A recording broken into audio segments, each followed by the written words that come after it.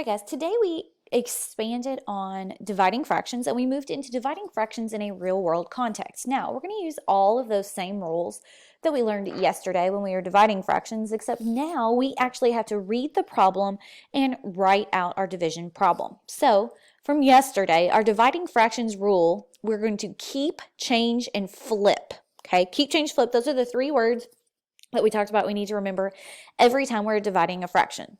We're going to keep the first fraction, we're going to change division to multiplication, and then we're going to flip that second fraction and we're just going to multiply by the reciprocal.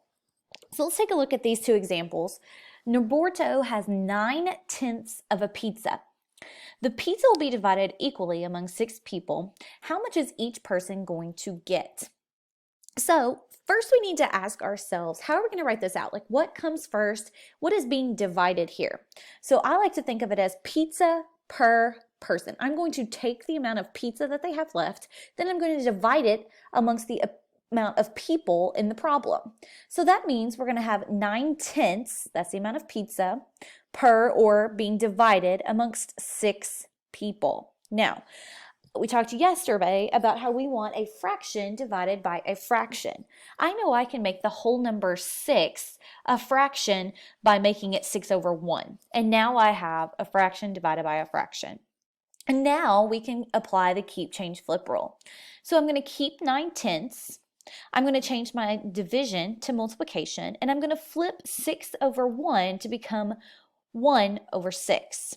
And now we have a fraction multiplied by a fraction, so I'm just going to multiply straight across.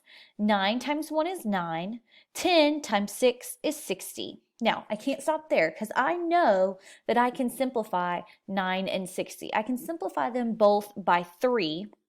So 9 divided by 3 is 3, 60 divided by 3 is 20.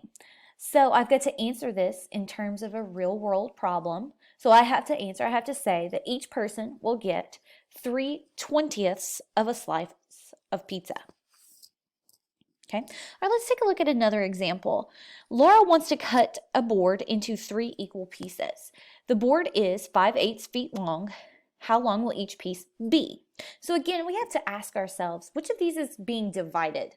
What am I taking and dividing? So I'm taking the board and I'm dividing it into pieces. So the first number in my division problem has got to be the size that the board is.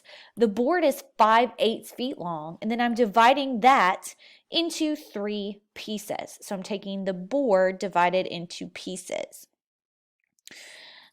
Then I need a fraction divided by a fraction. I can make this 3 a whole number a fraction by making it 3/1. That's the exact same thing. And now I have a fraction divided by a fraction, so I can apply the keep, change, flip rule. I'm going to keep the 5/8.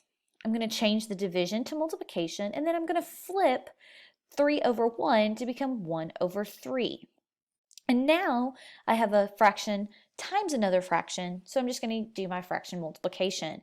5 times 1 is 5, 8 times 3 is 24.